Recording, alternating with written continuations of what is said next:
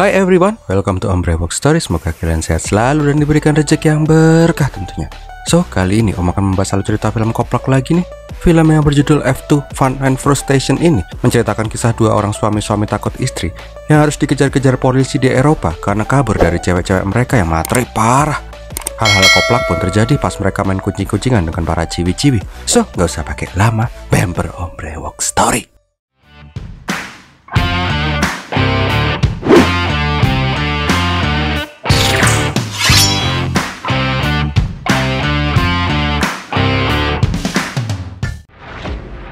Awal kisah di negara Ceko diperlihatkan aksi kejar-kejaran polisi bule yang mengejar mas-mas India.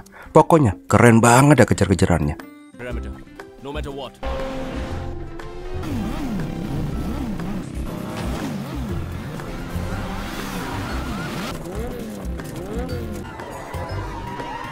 Singkat cerita, mas-mas India pun harus terkepung. Nggak lama ada juga polisi India yang datang ke sana. Bangkainya, tuh polisi mas India ternyata adalah teman dari Om India. Intinya, polisi mas-mas India itu langsung menghajar semua polisi bule. Mas-mas kumis jelas saja marah dong. Ini dari tadi lu terus yang ngaplokin orang. Giliran gua kapan jadi jagoannya?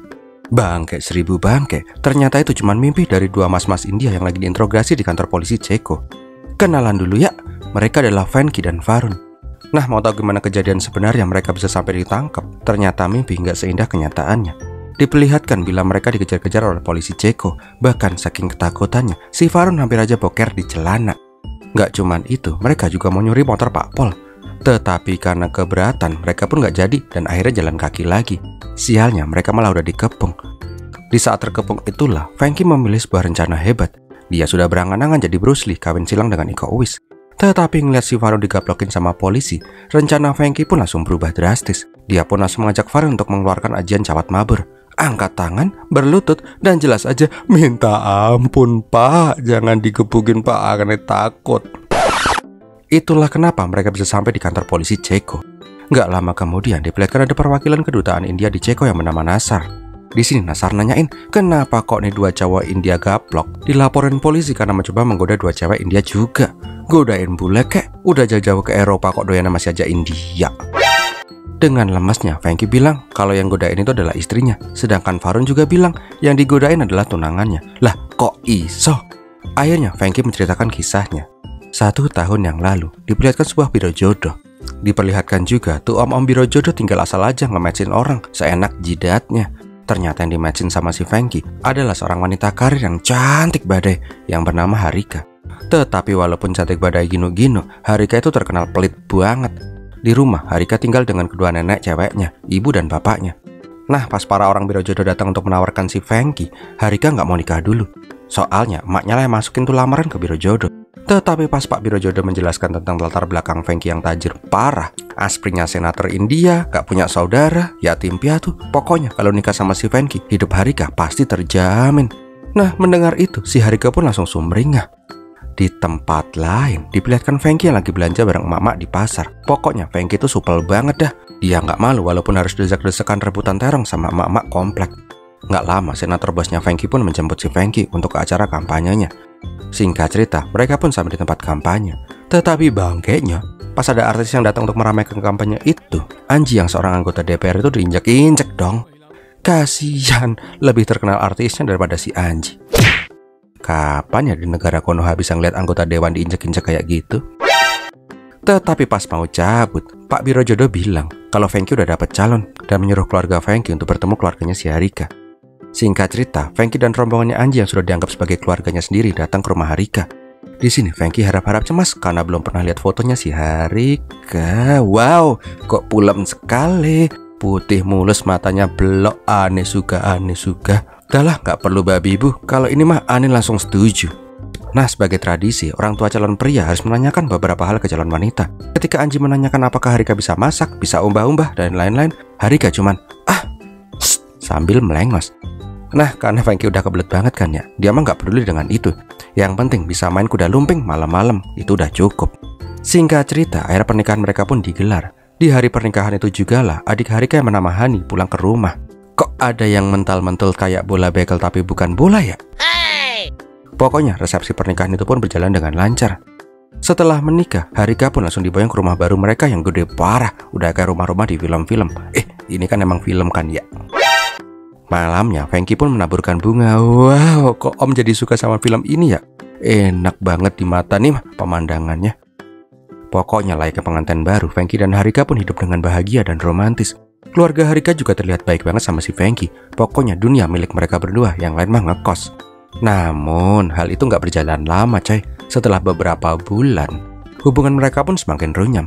Si Harika selalu aja marah-marah dan ngomel-ngomel, bahkan karena hal-hal kecil sekalipun. Nggak cuman Harika, keluarganya Harika pun juga mulai nyuekin si Frankie dan cuap-cuap. Bahkan pas lagi ribut, si Frankie yang udah kesel menggertak memukul Harika. Aneh bin ajaibnya, tiba-tiba sirine di rumah keluarganya Harika pun menyala. Jelas lah, sekarang nggak cuman Harika yang nyap-nyap, keluarganya juga ikutan nyap-nyap sampai si Frankie bludrek. Nggak cuma di situ sih, suatu hari tiba-tiba Hani datang ke rumah mereka. Intinya Hani pengen tinggal bersama kakaknya. Ribut lagi deh. Pokoknya hidup Frankie sekarang cuma ribut sama ribut. Nah, sekarang giliran si Farun yang bercerita. Diceritakan bila Farun tinggal di sebuah pemukiman padat penduduk. Hobinya adalah tidur di atap rumah cuma pakai kolor dan sarungan aja.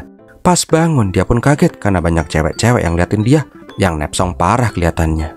Bahkan ada yang lemparin kertas sama si Farun buat ngajak skip papap. Nggak lama tiba-tiba rumah Farun digeruduk sama warga dan polisi.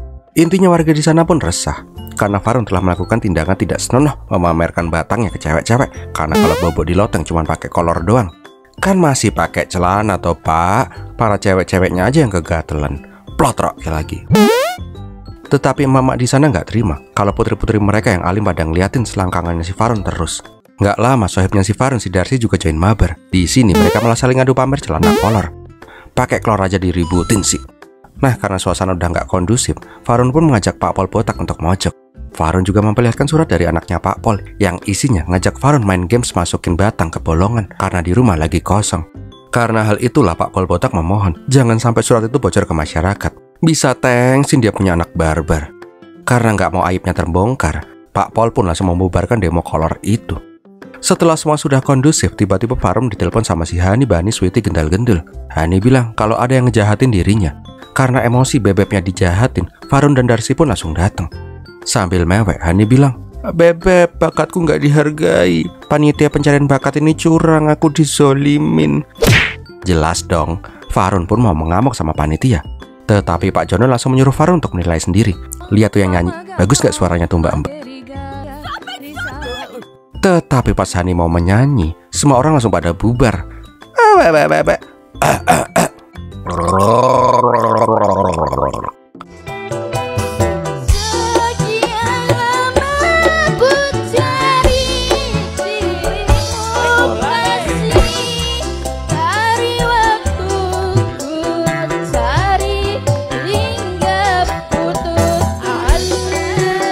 Lah, suaranya kayak kaleng disantet gitu ya. Di sini Farun pun baru sadar kalau suara pacar itu parah banget. Bahkan saking parahnya, Pak Jono mencutin dirinya sendiri pakai gesper. Farun kemudian berkata, mungkin kalau nyanyinya parah, siapa tuh dance-nya keren. Bangke, sama aja parahnya dah. Ampun lah. Gak lama kepala juri pun datang. Kebetulannya kepala juri itu kenal dengan si Farun. Dan bangkeknya lagi, Farun tahu semua rahasia dari om-om itu. Alhasil semua piala pencarian bakat itu pun dimenangkan oleh Hani. The power of orang dalam ini mah. Nah, pas nganterin Hani sampai di depan rumah, Frankie melihat Hani yang lagi peluk-pelukan dengan si Farun. Karena hal itulah Frankie punya alasan untuk mengusir adik iparnya yang biang masalah itu. Dia pun langsung bilang kalau si Hani barusan peluk-pelukan sama pacarnya di depan. Nah, karena nggak mau ketahuan sama kakaknya sekarang dia udah punya pacar, ini adik ipar bangke bilang kalau Frankie itu memfitnah dirinya. Jelas aja Harika lebih percaya sama adiknya dong. Ribut lagi. Karena jengkel, Frankie pun membanting pialanya si Hani. Jelas lah, nih dua cewek langsung mewek mimpi-mimpi. Dan tahu kan kalian, sirine keluarga Harika pun kembali menyala. Alhasil si Frankie dikeroyok abis-abisan. Di sini ibu mertua Frankie pun bilang kalau putrinya nggak mungkin pacaran. Dia tuh cewek alim baik-baik. Dia juga menantang Frankie. Kalau Frankie bisa membuktikan Hani pacaran, maka semua keluarganya akan tunduk di bawah kakinya si Frankie. Jelas lah si Frankie langsung semangat. Kesempatan emas banget ini mah. Esokan harinya Frankie pun mengecek CCTV. Tetapi si Farun nggak kelihatan mukanya. Namun gak lama kemudian, tiba-tiba si Farun datang ke kantor senator untuk menemui si Anji. Karena dia tuh seradak-seruduk masuknya, si Feng Kim pun kesel sama nih anak bau kencur dan hampir aja terjadi baku hantam di sana. Melihat itu, Darcy pun menelepon si Hani karena pacar mau digebukin sama om-om berkumis. Sialnya, pas Hani sampai di kantor senator dengan gaya jagoan, dia pun baru sadar kalau itu adalah kantor kakak iparnya. Sialnya, walaupun udah kabur pakai Slayer, di luar si Feng Kim malah ngegapin Farun sama si Hani. Yah, langsung kabur dong mereka. Bangkeknya, pas ngumpet di rumah orang, nih biang dua masalah, malah ngunciin Feng Kim di rumah yang ada anjing galaknya. Kerennya lagi, bukannya digigit sama tuh guguk, si Feng Kim pun malah curhat sama tuh guguk tentang permasalahan keluarganya. Bahkan saking sedihnya tuh cerita, anjing galak pun jadi ikut nangis. Bangke emang nih Feng Kim. Pas kakak iparnya lagi curhat sama guguk, Hani pun malah ngajak si Farun ke rumah. Udah tahu kan kalau di rumah kosong itu enaknya ngapain? Sialnya, pas lagi monyong-monyong mau tukeran iler, Feng Kim berhasil memfoto kejadian haram itu. Sekarang Feng Kim merasa menang karena dia udah punya bukti yang valid. Gak lama kemudian, keluarga Harika pun pada ngumpul. Dengan bangganya, Feng Kim menunjukkan bukti itu. Sialnya, karena gak mau kalah sama si Feng Kim, Harika dan ibu mertuanya pun mengatakan kalau mereka tuh sebetulnya udah lebih tahu duluan. Jadi perjanjian kemarin itu gak berlaku lagi. Emang si cewek ada aja alasannya. Karena udah kepalang tanggung dan gak pengen tengsin, mereka berdua pun menyuruh Farun untuk segera melamar si Hani. Nah, pas Farun mau cabut pulang, Feng Kim menyarankan agar si Farun jangan pernah melamar si Hani kalau nggak mau keluarganya hancur habis diporotin. Tetapi Farun mah cuek-cuek aja. Singkat cerita, keluarga Farun pun datang untuk melamar si Hani. Di luar, Feng Kim kembali memperingatkan Farun. Tetapi kembali lagi si Farun bilang dengan pedenya kalau dia mah nggak kayak si Feng Kim yang takut istri. Dia mah yakin bisa ngatasin si Hani. Singkat cerita, sama kayak pas Feng Kim ngelamar Harika, orang tua Farun menanyakan beberapa hal kepada Hani. Nah, formulanya sih masih aja tetap sama. Melengos. Dan si Farun pun kembali masuk ke perangkat tikus. Makan tuh jebakan pawang tikus.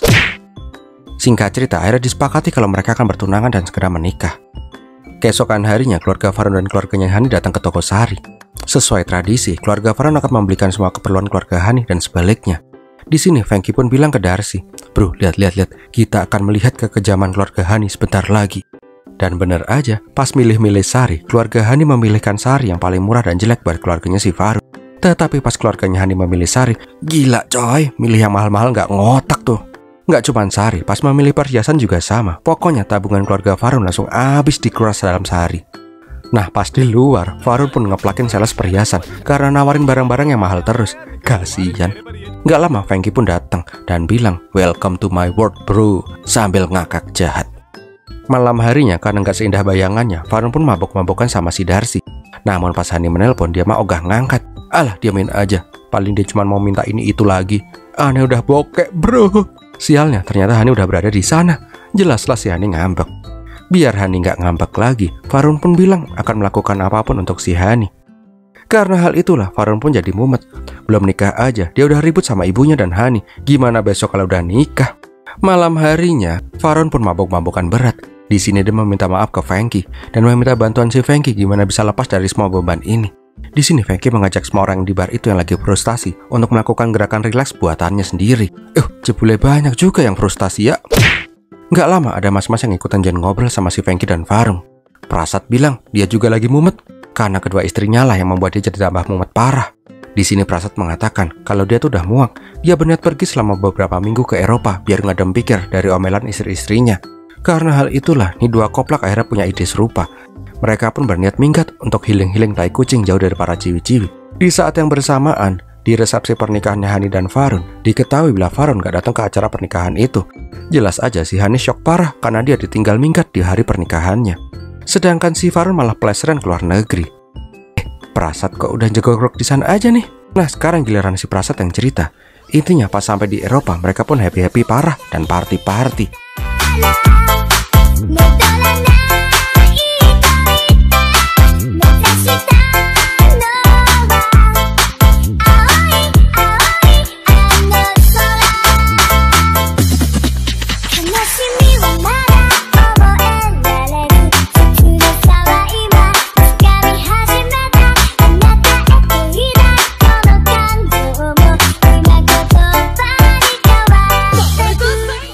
Setelah capek joget-joget, Farun dan Feng Kim pun melihat Fata Morgana ciwi-ciwi mereka di sana. Bangkeknya, itu bukan halu, itu beneran si Harika dan si Hani. Di sini para ciwi-ciwi bilang kalau mereka sangat khawatir karena beberapa minggu ini para cowok-cowok nggak ada kabarnya. Di sini para cowok pun meminta maaf dan memeluk para ciwi-ciwi. Ternyata itu cuma prank bro. Para cowok pun bilang kalau mereka nggak akan pernah kembali ke para cewek. Hidup cuma diomelin terus setiap hari, diporotin terus lagi.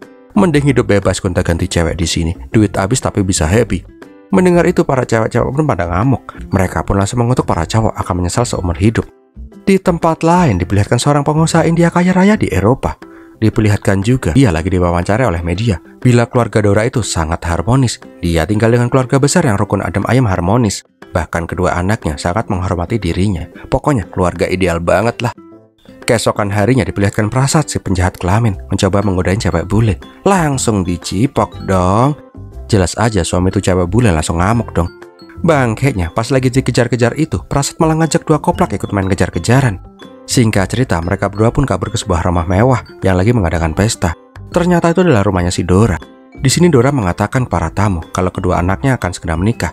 Sebagai pewaris semua kekayaannya, suami dan Naidu akan dinikahkan dengan cewek-cewek grade A.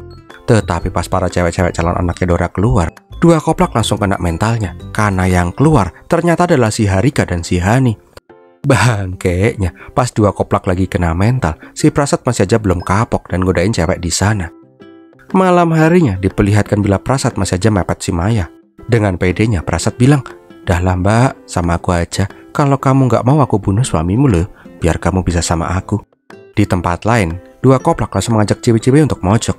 Di sini mereka menanyakan, kok bisa mereka mau nikah padahal udah punya suami dan tunangan. Di sini para cewek pun meminta maaf dan memeluk para cowok. Hahaha, prank. Dibalaslah prank mereka. Intinya mereka bilang kalau mereka udah nggak ada rasa sama para cowok. Harika juga menjelaskan pas Fengki hilang entah kemana, dia sangat khawatir. Dia jadi sering marah-marah. Bahkan karena nggak bisa konsentrasinya, Harika pun resign dari kantornya. Sedangkan Hani yang kecewa berat ditinggal pas pernikahannya, jadi depresi dan harus dirawat di rumah sakit. Di saat itulah teman papa mereka yang mana itu adalah Om Dora mengajak para cewek-cewek ke Eropa dan meminta para cewek-cewek untuk menikah dengan suami dan Naidu aja. Awalnya para cewek-cewek nggak mau, tetapi pas tahu para cowok ada di Eropa, mereka pun mau ikut juga dengan tujuan menjemput para cowok. Akan tetapi kemarin para cowok malah bilang hal kayak gitu. Ya udah deh, kepalang tanggung. Mereka pun menerima lamaran si Dora. Keesokan harinya, si Prasad akhirnya kena batunya. Maya ternyata benar pengen si Prasad membunuh suaminya. Bahkan dia ngasih pisau biar si Prasad lebih cepat mengeksekusi. Jelas saja si Prasad kena mentalnya juga dong.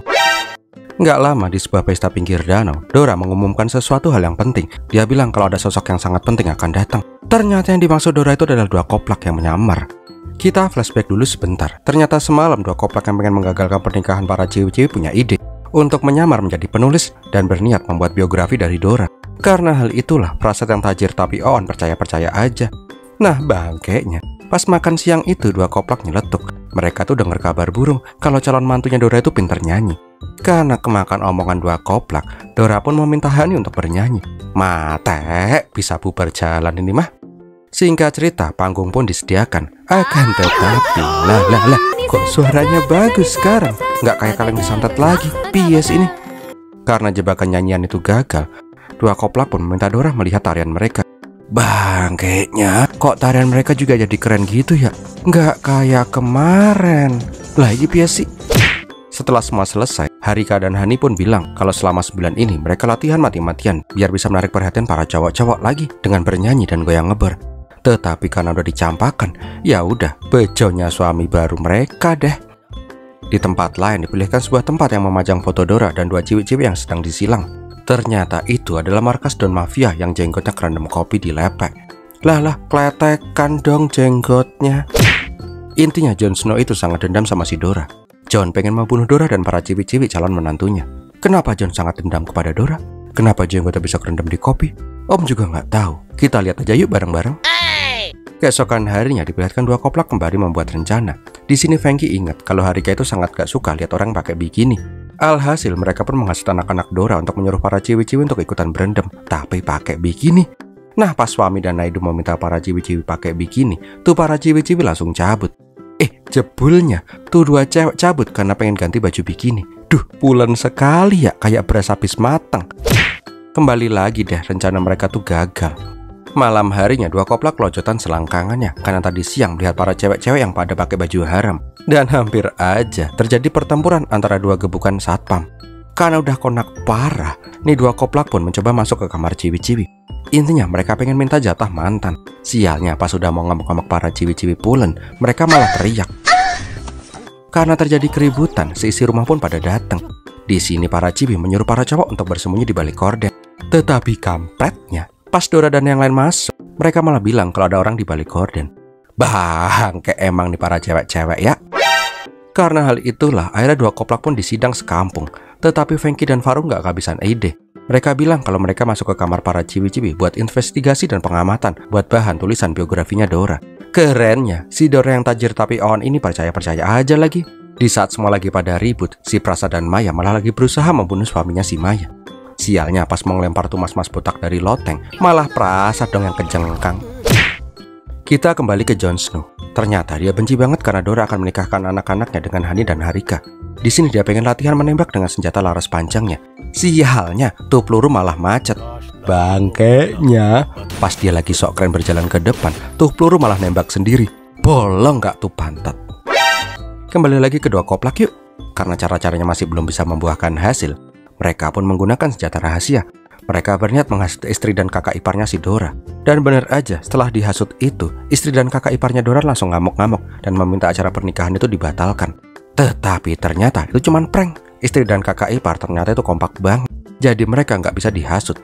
Karena udah ketangkep basah, akhirnya mereka pun dilaporin polisi.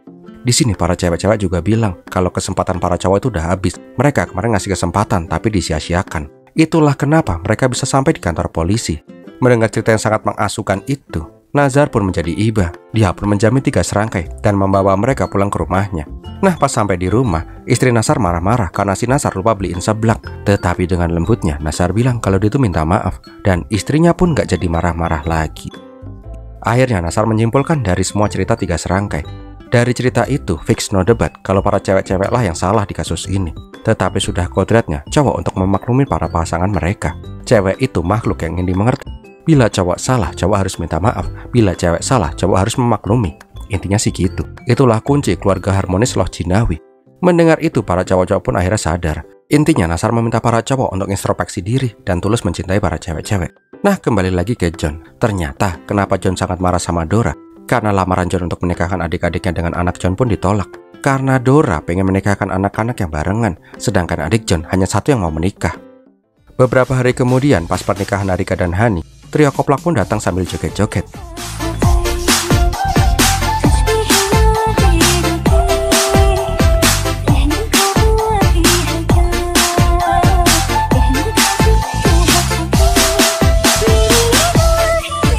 Nah pas joget-joget itu, mereka membawa cewek gemoy yang ikutan joget-joget.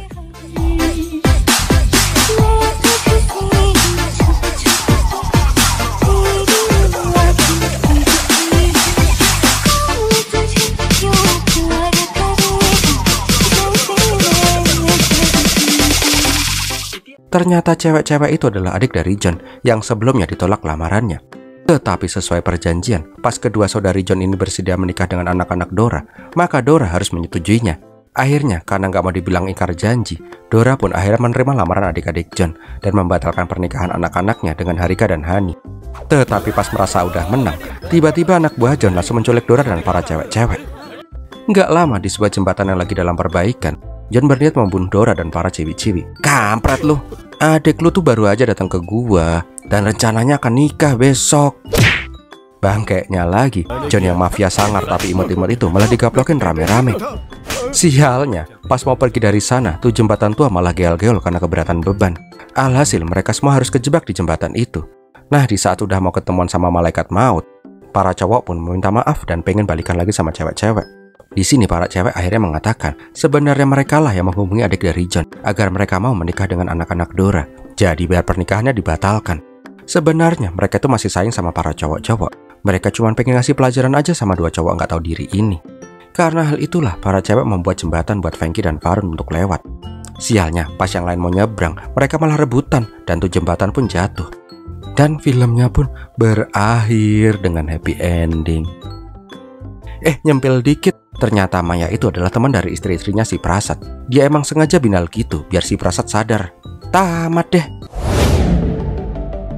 Wow, gimana film ini sob? Semoga menghibur ya. BTW, ini ada sequelnya loh, F3.